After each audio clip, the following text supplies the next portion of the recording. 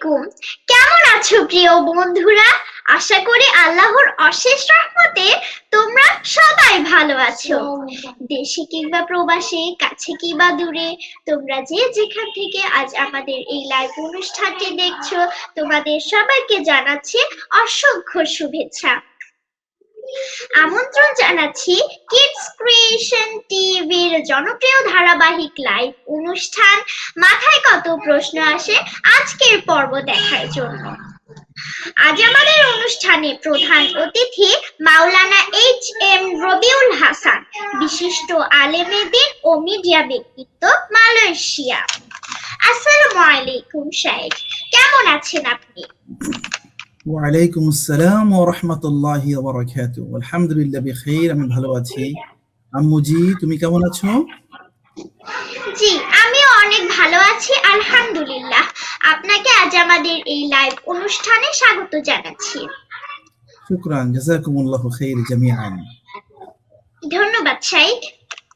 বন্ধুরা, এর সঙ্গে আমাদের সাথে অনলাইনে যুক্ত আছে মুমতাহিনা বিনতে জামিল, জান্নাতুল মাওয়া জান্নাতি, শুআইব নিয়াজ দিশার ও তাসরিফ বিন কাউসার। তোমাদেরকেও জানাচ্ছি অসংখ্য শুভেচ্ছা। তো বন্ধুরা, আর কথা না বাড়িয়ে এবার আমরা চলে যাচ্ছি আমাদের মূল অনুষ্ঠানে। তার আগে তোমাদের কাছে ছোট্ট একটি অনুরোধ, তোমরা আমাদের অনুষ্ঠানটিকে বেশি বেশি লাইক, কমেন্ট ও শেয়ার করে সবাইকে দেখার সুযোগ করে দিও। আজ আমাদের অনুষ্ঠানে প্রথম প্রশ্ন করবে মুমতাহিনা বিনতে জামিল। মুমতাহিনা আপু, তুমি তোমার প্রশ্নটা করতে পারো। আসসালামু আলাইকুম ওয়া রাহমাতুল্লাহি ওয়া বারাকাতুহু। ওয়ালাইকুম আসসালাম ওয়া রাহমাতুল্লাহি ওয়া বারাকাতুহু। আমার দুটি প্রশ্ন আছে। আমার এক নম্বর প্রশ্ন হচ্ছে, কবরে কি আসলে সওয়াল জবাব হয়? মাশাআল্লাহ। তুমি কি দুটি প্রশ্ন একবারে করবে নাকি একটি প্রশ্ন পরে করবে? দুটি প্রশ্ন একসাথে করব। বলো। আমার দ্বিতীয় প্রশ্ন হচ্ছে, বাবা মার সাথে উচ্চস্বরে কথা বললে কি হয়? মাশাআল্লাহ মাশাআল্লাহ, শুকরান, জাযাকুমুল্লাহ। ইন্নাল হামদুলিল্লাহ ওয়াস সালাতু ওয়াস সালামু আলা নাবিয়্যিল্লাহ ওয়া বা'দ। আমাদের ছোট্ট মামুনি মুমতাহিনা বিনতে জামিল, মাশাআল্লাহ, তোমার নাম যেমন সুন্দর, তোমার প্রশ্ন দুটিও ঠিক তেমনই সুন্দর। অর্থাৎ খুবই তোমার যেই মনের চিন্তার জায়গা আছে সেই জায়গা থেকে তুমি জানতে চেয়েছো যে কবরের জীবনে কি সত্যি আমাদেরকে সওয়াল জবাব করা হয় কিনা। আর দ্বিতীয়ত হচ্ছে আমরা যখন আমাদের এই যে বিষয়গুলো ভাবি তখন মানে আমাদের চিন্তার মধ্যে বিষয়গুলো কিভাবে করে আসে। তো আমি তোমার প্রথম প্রশ্নের উত্তর দিচ্ছি আগে, এরপরে দ্বিতীয় প্রশ্নে যাচ্ছি। প্রথম যে প্রশ্নটি ছিল কবরের মধ্যে সওয়াল জবাব হয় কিনা, তো সওয়াল জবাব কবরের মধ্যে হয় কিনা জানতে হলে আমরা কোরআন এবং সুন্নাহর দিকে দৃষ্টি দেই। আল্লাহ সুবহানাহু ওয়া তাআলা তিনি কোরআনের মধ্যে একটি আয়াত বলেছেন, যে আয়াতের মধ্যে একটি শব্দ আছে, শব্দটি হচ্ছে বারযাখ। ওয়া মিন ওয়ারাইহিম বারযাখুন ইলা ইয়াউমি ইউবআসুন। তোমাদের এই জীবনের পরবর্তীতেই আরেকটি জীবন আছে, সেটা হচ্ছে কি আলামুল বারযাখ। এই বারযাখের জীবনের ব্যাখ্যায় পৃথিবীর সকল আলেম তারা বলছেন এটি হচ্ছে মানুষের মৃত্যুর পর থেকে শুরু করে আবার যখন পুনরুত্থান হবে এর আগ পর্যন্ত যে ফাতরাতটা আছে এটাকে বলা হয় আলামুল বারযাখ। অর্থাৎ আমাদের এই দুনিয়ার জীবন যখন শেষ, মৃত্যু হয় মানুষের, এই মৃত্যুর পর যখন আবার আমাদের কিয়ামতের দিন নতুন করে পুনরুত্থান করানো হবে, এর মধ্যবর্তী যে সময়টা আছে, যে সময়টা আমরা আমাদের ছোট্ট জ্ঞানে বলে থাকি কবরের জীবন অথবা মৃত্যু পরবর্তী জীবন, পুনরুত্থানের আগ পর্যন্ত, এটা হচ্ছে আলামুল বারযাখ। এই আলামুল বারযাখের মধ্যে অনেকগুলো বিষয় মানুষের জীবনে ঘটে থাকে। এর মধ্যে একটি হচ্ছে তার কবরের সওয়াল জবাব। রাসূল কারীম সাল্লাল্লাহু আলাইহি ওয়াসাল্লাম তিনি বলছেন, ইযা মাতাল ইনসানু ক্বাদ কামাত কিয়ামাতুহু। যখন কোনো ব্যক্তি মারা যায় তখনই তার জীবনের কেমন যেন কিয়ামত শুরু হয়ে যায়, তার মানে হচ্ছে তার হিসাব নিকাশ শুরু হয়ে যায়। এজন্য একজন মানুষ যখন তাকে কবরস্থ করা হয়, অর্থাৎ সে যখন আলামুল বারযাখের মধ্যে পৌঁছে যায়, হতে পারে সে বাহ্যিকভাবে কবরস্থ হয়েছে, অথবা এমনও হতে পারে সে লঞ্চ ডুবিতে মারা গিয়েছে, তার কবরই দেওয়া হয় নাই, অথবা আগুনে পুড়ে মারা গিয়েছে, তার মানে সম্পূর্ণ শরীর ভস্ম হয়ে গিয়েছে, তাকে স্বাভাবিক দৃষ্টিতে হয়তো কবরস্থ করা হয় নাই, কিন্তু তার আলামুল বারজাক শুরু হয়ে গিয়েছে, মৃত্যু পরবর্তী জীবন শুরু হয়ে গিয়েছে। আর মৃত্যু পরবর্তী জীবন শুরুই হয় তার সওয়াল জবাবের মধ্য দিয়ে। এবং অবশ্যই মানুষকে সে আলামুল বারজাখের মধ্যে, অর্থাৎ কবরের জীবনে মৌলিকভাবে 3টি প্রশ্ন করা হয়ে থাকে। আর সেই 3টি প্রশ্ন হচ্ছে, মান রব্বুকা ওয়া মা দীনুকা ওয়া মান হাযার রাজুল আল্লাযী বুইসা ফীকুম আও ওয়া মান নাবিয়্যুকা। অর্থাৎ যখন মানুষ আলামুল বারজাখে চলে যায়, তাকে জিজ্ঞেস করা হয় তোমার রব কে, তোমার দ্বীন কি, এবং তোমার নবী কে। অথবা এই কোশ্চেন অন্যভাবেও করা হয়, আল্লাহ রাসূল সাল্লাল্লাহু আলাইহি ওয়াসাল্লামের চেহারা মুবারককে দেখানো হয়, তার সামনে দেখিয়ে বলা হয় এই ব্যক্তি কে, যাকে তোমার কাছে প্রেরণ করা হয়েছিল। তখন যে ব্যক্তি মুমিন, আল্লাহ রাসূল সাল্লাল্লাহু আলাইহি ওয়াসাল্লামের সত্যিকারের অনুসারী ছিলেন, তিনি বলতে পারেন হ্যাঁ ইনি হচ্ছেন আমার নবী মুহাম্মদ রাসূলুল্লাহ। আর যারা তাকে অনুসরণ করে নাই, তাকে মানে নাই, তারা বলতে পারেন না। তার মানে কোরআন এবং হাদিসের এই রেফারেন্স থেকে আমরা বুঝতে পারলাম অবশ্যই অবশ্যই কবরের জীবনে, অথবা অন্য ভাষায় বলতে গেলে বারজাখের জীবনে মানুষকে সওয়াল জবাব করা হয়। এটি হচ্ছে তোমার প্রথম প্রশ্নের উত্তর। দ্বিতীয় প্রশ্নের উত্তর হচ্ছে, আব্বা আম্মাকে আমরা উচ্চ স্বরে কথা বলতে পারবো কিনা, বা কটু কথা বলতে পারবো কিনা? অবশ্যই বলতে পারবো না। আল্লাহ সুবহানাহু ওয়া তাআলা তিনি সূরাতুল বনী ইসরাঈলের মধ্যে পৃথিবীর সকল মানুষকে উপদেশ দিচ্ছেন, এবং এই উপদেশটি তিনি হযরত লোকমান আলাইহিস সালাম এর ভাষায় আমাদেরকে শোনাচ্ছেন। তিনি যখন তার ছেলেকে উপদেশ দিচ্ছিলেন, সেই উপদেশ মালার কথাগুলো বলতে গিয়ে আল্লাহ রাব্বুল আলামিন তিনি মানুষকে উপদেশ দিতে গিয়ে বলছেন, ফালা তাকুল লাহুমা উফফিন ওয়ালা তানহারহুমা ওয়া কুল লাহুমা কওলান কারীমা। দুই সূরার মধ্যে এসেছে, সূরা লোকমানের মধ্যে কিছু বিষয় এসেছে, সূরা বনী ইসরাঈলের মধ্যে কিছু বিষয় এসেছে। দুই সূরার সমন্বয়ে আমরা যেটা বলতে চাই সেটি হচ্ছে, পিতামাতার উদ্দেশ্যে কেউ উফ শব্দটিও বলতে পারবে না। এটা রব্বুল আলামিনের দেয়া একটি নিষেধাজ্ঞা, এটি ডিরেকশন, নিষেধমূলক ডিরেকশন, যে তুমি এটি করতে পারবে না। তোমার আম্মা তোমাকে বলল যে আম্মুজি মুমতাহিনা আমাকে একটু পানির গ্লাসটা এনে দাও তো, তুমি বললেন উফ, বিরক্ত করছে কেন? No, never, you can't talk like this with your mom or your dads. আব্বা আম্মাকে এরকম কথা বলা যাবে না। কেমন? ফালা তাকুল লাহুমা উফ, তাদেরকে বিরক্তি স্বরে, তাদেরকে উক্ত স্বরে, তাদেরকে কটূক্তিমূলক কোনো ধরনের কথা বলা আল্লাহ রাব্বুল আলামিন হারাম করেছেন, এগুলো বলা যাবে না। আশা করি তুমি তোমার উত্তরটি পেয়েছো। ধন্যবাদ শাইখ, মুমতাহিনার এই চমৎকার প্রশ্নগুলোর এত সুন্দর করে উত্তর দেওয়ার জন্য। এরপরে প্রশ্ন করবে জান্নাতুল মাওয়া জান্নাতি। জান্নাতি, তুমি তোমার প্রথম প্রশ্নটি করো, দ্বিতীয় প্রশ্নটি পরের বারে নেওয়া হবে।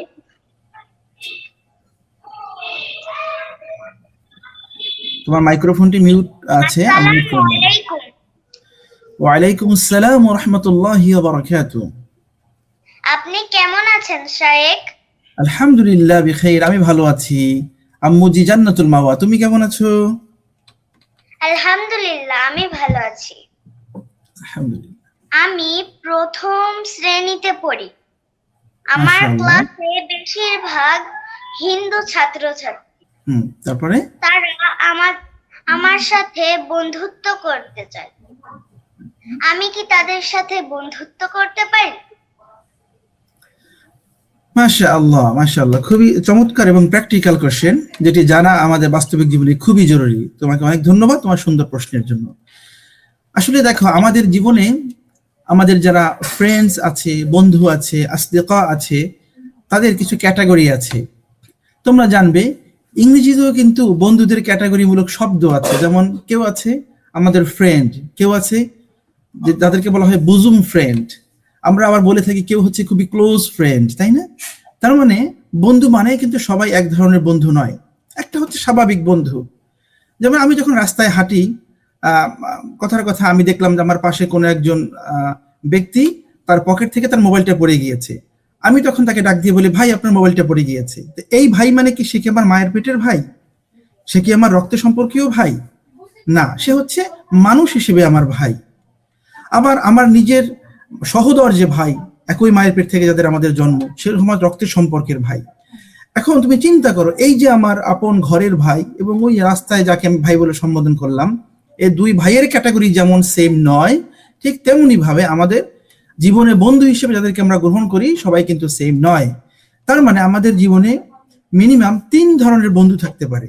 এক ধরনের বন্ধু হচ্ছে আমাদের খুবই ক্লোজ, একদম ঘনিষ্ঠ অন্তরঙ্গ বন্ধু, কেমন, যাদেরকে বলা হয় as-sadiq al-hamim, আরবিতে বলা হয় খুবই ঘনিষ্ঠ অন্তরঙ্গ বন্ধু, যার কাছে তুমি মনের সুখ দুঃখ ভালো লাগা আনন্দ সকল কিছু তুমি শেয়ার করতে পারো। তোমাকে কেউ যদি কষ্ট দেয় দুঃখ দেয় সেই কথা তুমি শেয়ার করতে পারো। আবার তোমার জীবনের যদি অনেক আনন্দের কোনো সংবাদ থাকে যেটি কারো কাছে বলবে না, খুবই সিক্রেট, তাও তুমি চাইলে পরে তার সাথে শেয়ার করতে পারো। এরকম বিশ্বস্ত খুবই ঘনিষ্ঠ বন্ধু। এরপরে আরেক ক্যাটাগরির বন্ধু আছে যারা আমাদেরকে বলে থাকে মিড লেভেলের ফ্রেন্ড, যারা তোমার খুব বেশি কাছেরও না আবার একদম দূরেরও না, যাদের সাথে স্বাভাবিকভাবে তুমি তোমার টিফিন শেয়ার করো, তুমি স্বাভাবিকভাবে ক্লাসের মধ্যে খেলাধুলা করো, এরকম ভাবে অনেকে আছে। আবার এক ধরনের বন্ধু আছে যারা হচ্ছে শুধুমাত্র তোমার নামে বন্ধু, যে হ্যাঁ সে আমার সাথে একই ক্লাসে পড়ে তাই সে আমার বন্ধু, তার সাথে আমি খেলাধুলা করি তাই সে বন্ধু, কিন্তু সে আমার খুব ঘনিষ্ঠ নয়, আবার তাকে আমি ঘৃণাও করি না, কারণ যেহেতু আমরা ক্লাসমেট একই সাথে পড়াশোনা করি।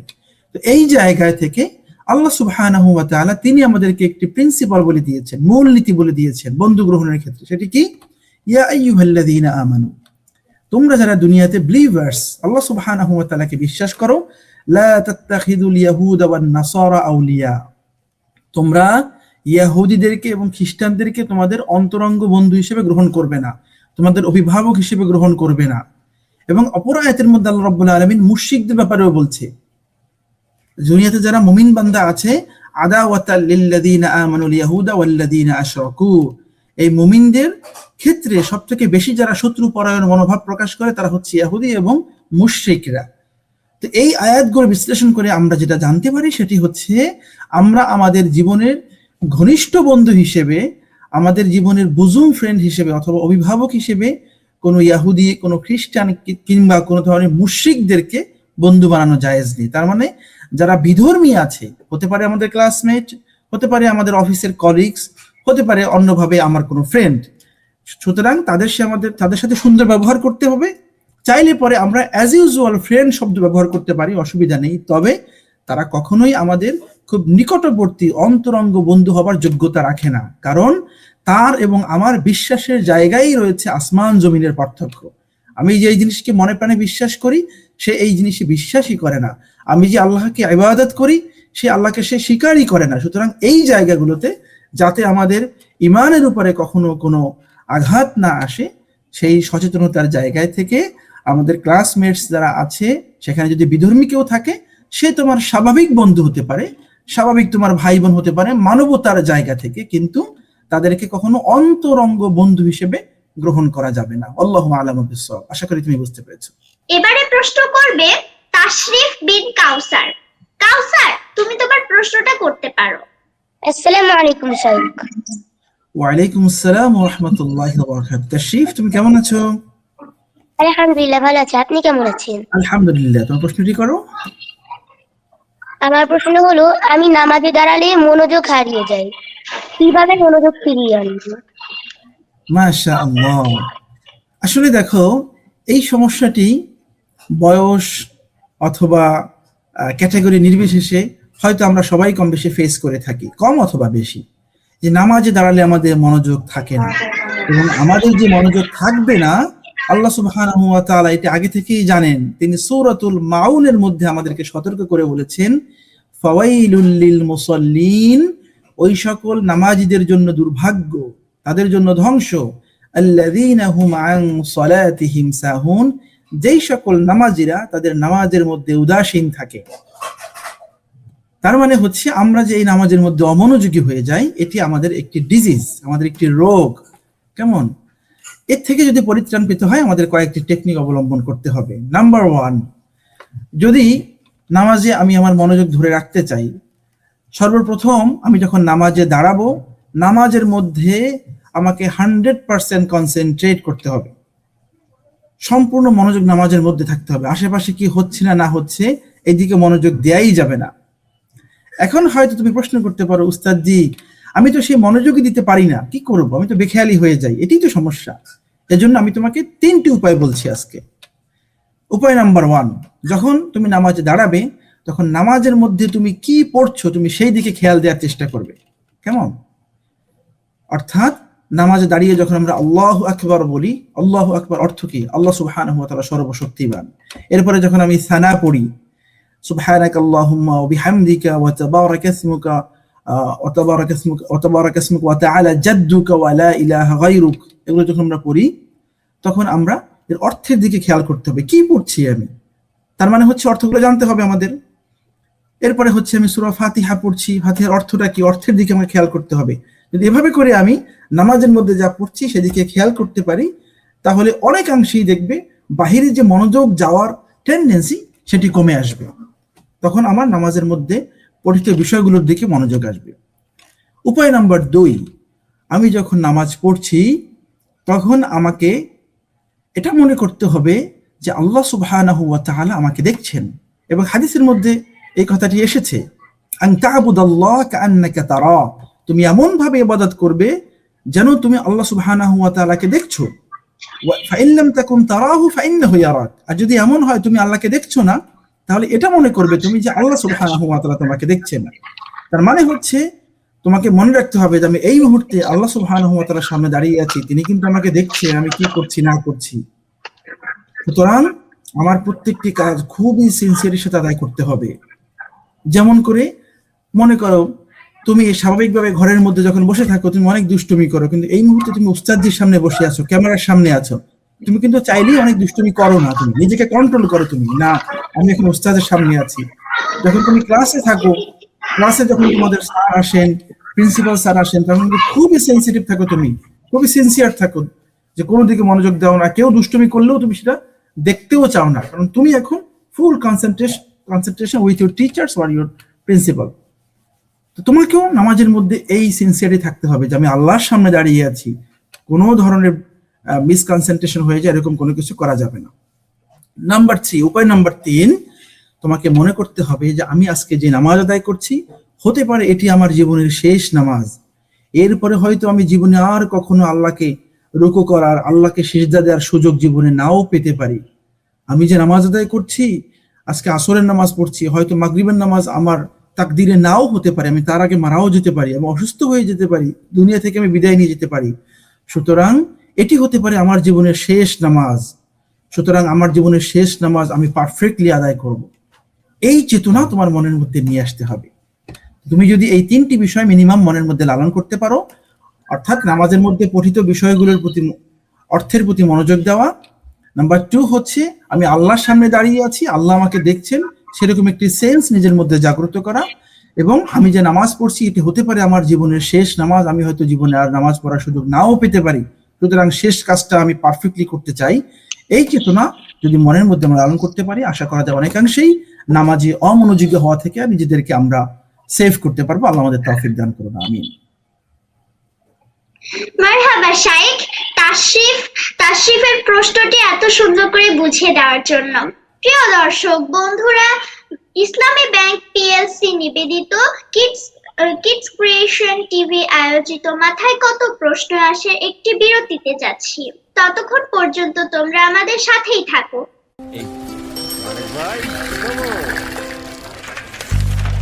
না, নতুন কোনো খবর নাই, সব সেম সেম। এই যে শুধু নতুন না, গরম খবর, এম ক্যাশ।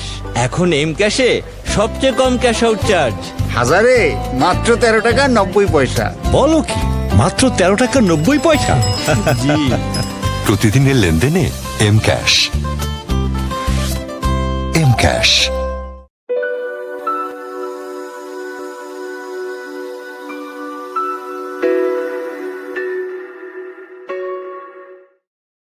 বিরতির পরে আবারও ফিরে আসলাম। এবার শুরু করছি আমাদের প্রশ্নের দ্বিতীয় পর্ব। জান্নাতুল মাওয়া জান্নাতি, তুমি এখন তোমার প্রশ্নটা করতে পারো। আমার দ্বিতীয় প্রশ্ন হলো আমি কিভাবে আল্লাহর প্রিয় বান্দা হতে পারি? মাশাআল্লাহ, খুবই চমৎকার প্রশ্ন। সবার আগে তোমার জন্য দোয়া করছি, আল্লাহ তাআলা তোমাকে এবং আমাদের সবাইকে যেন তার প্রিয় বান্দা হওয়ার তৌফিক দান করেন, আমিন। ছোট্ট বন্ধু, আমরা কিভাবে আল্লাহ তাআলার প্রিয় বান্দা হতে পারি এর জন্য অনেকগুলো আমল আছে, অনেকগুলো ফর্মুলা আছে।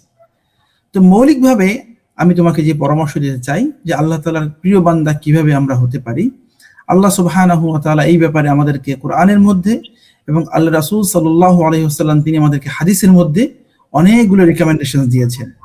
এর মধ্যে নাম্বার 1 হচ্ছে আল্লাহ তাআলার প্রিয় বান্দা হতে হলে আমাদেরকে আল্লাহ রাব্বুল আলামিন নির্ধারিত যে ফরজ বিধানগুলো আছে সেগুলো ঠিকঠাক ভাবে আদায় করতে হবে। তোমরা শুনলে অবাক হয়ে যাবে, একবার রাসূল করিম সাল্লাল্লাহু আলাইহি ওয়াসাল্লামের কাছে একজন বেদুইন ব্যক্তি এলো, এসে জিজ্ঞেস করলো, ইয়া রাসূলুল্লাহ, আপনি আমাকে এমন কিছু আমল বলুন যে আমলগুলো আমি বাড়িয়েও করব না, আবার এই আমল থেকে কোনো কিছু আমি কমিয়েও করব না। তখন আল্লাহ রাসূল সাল্লাল্লাহু আলাইহি ওয়াসাল্লাম তাকে বললেন, তাহলে শোনো, তুমি 5টি কাজ করবে। নাম্বার 1 হচ্ছে আন তা'বুদাল্লাহ ওয়া লা তুশরিকু বিহি শাইআ, তুমি আল্লাহ তাআলার গোলামি করবে এবং তার সাথে কাউকে শরীক করবে না। ওয়া তুকিমুস সালাহ, তুমি নামাজ কায়েম করবে, অর্থাৎ যথাসময়ে ঠিকঠাক ভাবে তোমার নামাজ আদায় করবে এবং অপরকে আদায় করার জন্য তুমি উৎসাহিত করবে, নামাজ কায়েম করবে। নাম্বার 3, তুমি যাকাত আদায় করে দিবে যদি তোমার উপরে এটা ওয়াজিব হয়। নাম্বার 4, রমাদান মাস আসলে পরে তুমি রমজানের ফরজ রোজাগুলো আদায় করবে যদি তোমার উপরে এটা ফরজ হয়। যেমন তোমরা এখন ছোট্ট, তোমাদের উপরে ফরজ নেই, যখন তোমরা বড় হবে তখন তোমাদের উপরে ফরজ হয়ে যাবে। আবার যাকাত তোমাদের উপরে এখন ফরজ নেই, যখন তোমার সেই পরিমাণে সম্পদ হবে, তুমি বড় হবে, তখন ফরজ হবে।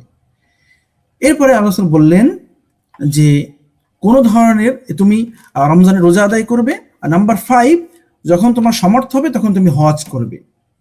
এই 5টি কথা রাসূল সাল্লাল্লাহু আলাইহি ওয়াসাল্লাম বলার পরে তখন ওই ব্যক্তি বললেন, লা আযীদু মিনহা যালিক ওয়া লা আনকুসু মিনহা, আমি এর থেকে কোনো কিছু বাড়িয়েও করব না আর এর থেকে কোনো কিছু আমি কমিয়েও করব না, এবং এর কোনো কিছুই আমি আমার জীবন থেকে ছাড়বো না, আমি এগুলো ঠিকঠাক ভাবে আমার জীবনে আমল করব। এই কথা বলে ওই ব্যক্তি যখন চলে যাচ্ছেন, আল্লাহ রাসূল সাল্লাল্লাহু আলাইহি ওয়াসাল্লাম সাহাবীদেরকে বলছেন, তোমরা কি তোমাদের সামনে একজন জান্নাতি মানুষ দেখতে চাও? সাহাবায়ে কেরাম বললেন, কে সে ইয়া রাসূলুল্লাহ? আল্লাহ রাসূল সাল্লাল্লাহু আলাইহি ওয়াসাল্লাম বললেন, তাহলে তোমরা এই ব্যক্তিকে দেখে রাখো যে আমাকে ওয়াদা দিয়েছে যে সে এই কাজগুলো জীবনে কখনোই ছাড়বে না, তার সামর্থ্যের আলোকে এই সবগুলো সে আদায় করবে, আর যদি সে এই কাজগুলো করে নিশ্চিতভাবে সে জান্নাতে যাবে। জান্নাতে যাওয়া মানেই তো রব্বুল আলামিনের প্রিয় বান্দা না হতে জান্নাতে যাওয়া যাবে না। তার মানে হচ্ছে তোমরাও যদি আল্লাহ রব্বুল আলামিনের সুন্দর করে গোলামি করতে পারো, হালাল হারামগুলোকে মেনটেন করে চলতে পারো, তুমি হালাল সবসময় অ্যাকসেপ্ট করবে, হারামকে বর্জন করবে। দেখো, আমরা কিন্তু সবসময় হালাল বলতে শুধুমাত্র খাবারকে বুঝি না। আমার খাবার হালাল হতে হবে, আমার পোশাক হালাল হতে হবে, আমার এন্টারটেইনমেন্ট, আমার বিনোদন হালাল হতে হবে, এমনকি আমার জীবনের পারিপার্শ্বিক অন্য যা কিছু আছে সব কিছু হালাল হতে হবে। আমার খেলাধুলাও হালাল হতে হবে। কেমন? আবার হারাম বর্জনের ক্ষেত্রেও হারাম খাবার বর্জন করতে হবে, হারাম বিনোদন বর্জন করতে হবে, হারাম মুআমালাত বর্জন করতে হবে, হারাম লেনদেন বর্জন করতে হবে, হারাম অ্যাক্টিভিটিস বলতে যা বোঝায় সবকিছু বর্জন করতে হবে। এভাবে করে রব্বুল আলামিনের গোলামির মধ্যে নিজেকে নিয়ে যেতে হবে।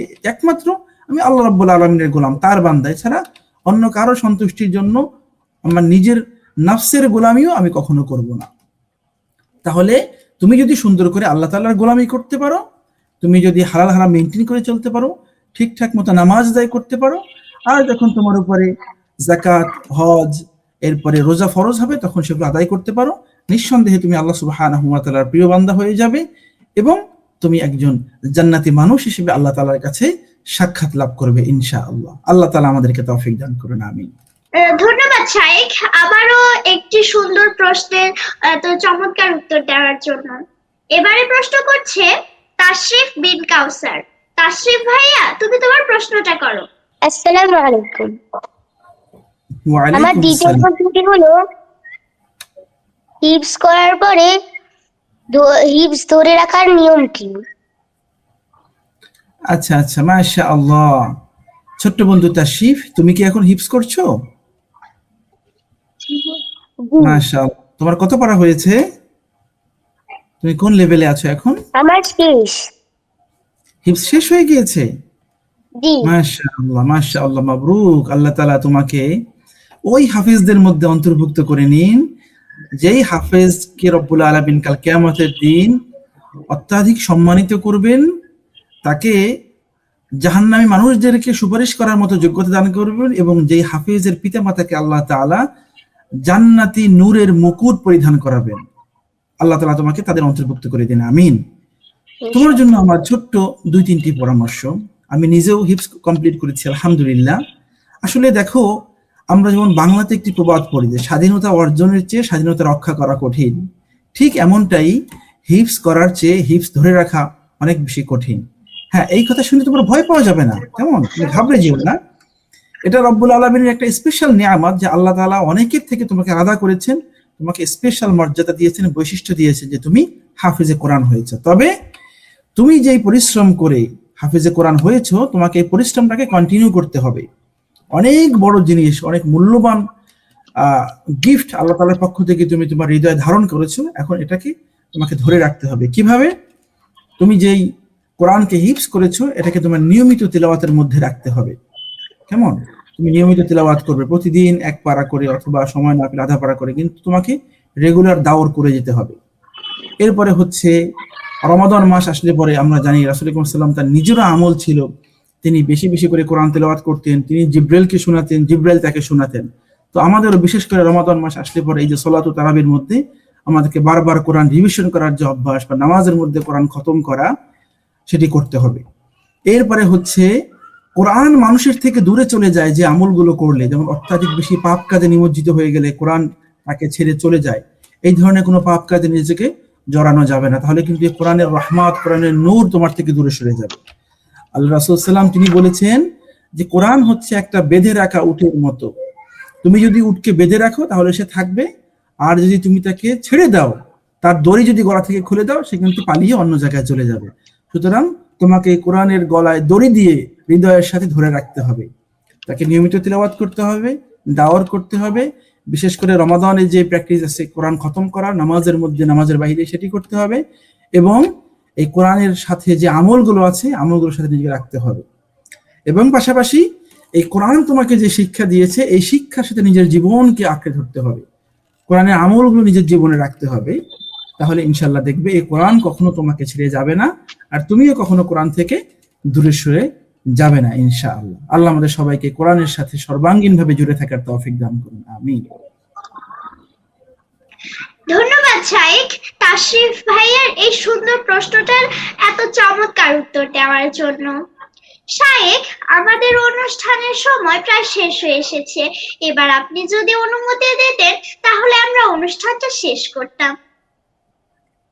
ইনশাআল্লাহ বিইজনিল্লাহ আমরা শেষ করতে পারি। তোমাদের সবাইকে অনেক অনেক বেশি ধন্যবাদ অত্যন্ত চমৎকার চমৎকার প্রশ্ন উপহার দেওয়ার জন্য।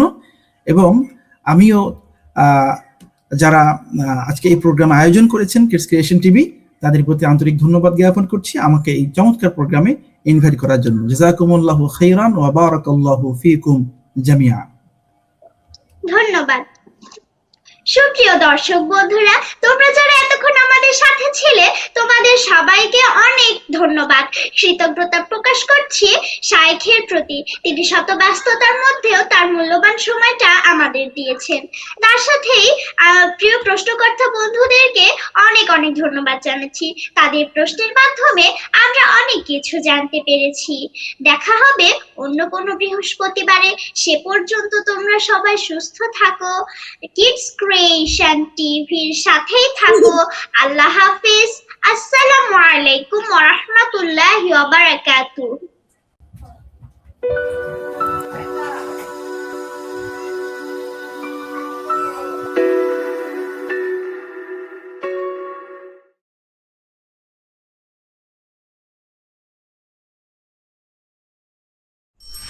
এম ক্যাশ করব। জি, কি খবর কামাল ভাই? ভালো। আপনি এখানে? ছেলে বিদেশ থেকে এম ক্যাশে টাকা পাঠাইছে। আমার ছেলেও তো পাঠায়, খরচ অনেক বেশি, তোলাও অনেক ঝামেলা। কিসের ঝামেলা? ছেলেরে বলবেন সরাসরি এম ক্যাশে টাকা পাঠাইতে। এম ক্যাশে রেমিটেন্সের ক্যাশ আউট চার্জ প্রতি 1000-এ মাত্র 7 টাকা।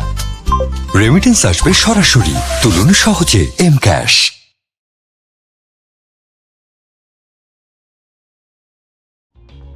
For more updates,